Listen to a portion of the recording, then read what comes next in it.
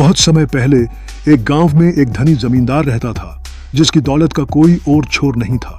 वह अपने धन को तिजोरी में रखने के बजाय सोने में बदलकर उसे खेत के एक पेड़ के नीचे गड्ढा खोद कर रखता था। उसकी यह आदत उसके मन में धन को सुरक्षित रखने का भ्रम पैदा करती थी, लेकिन उसकी कंजूसी उसे कभी सुख का अनुभव नहीं कराती थी। उसने अपनी संपत्ति को सिर्फ गिनने और सुरक्षित रखने के लिए रखा था, जबकि असली मायने में उसे उसकी जरूरत थी।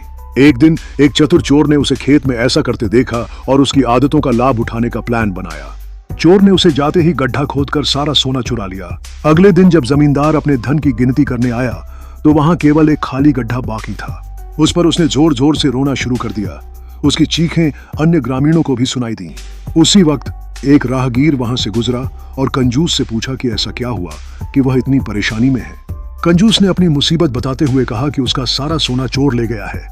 राहगीर ने हैरानी से पूछा कि उसने सोना वहां गड्ढे में क्यों रखा था। कंजूस ने उत्तर दिया कि वह केवल उसे गिनता था, लेकिन कभी खर्च नहीं करता था।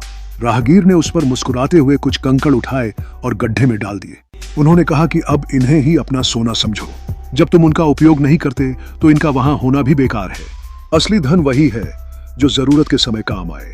यदि धन केवल संचित रहता है और कभी उपयोग में नहीं आता तो उसका कोई मूल्य नहीं रह जाता। इस घटना ने कंजूस को गहराई से सोचने पर मजबूर कर दिया। उसे अब समझ आया कि धन सिर्फ एक संख्या नहीं है, बल्कि उसका सही उपयोग होना चाहिए।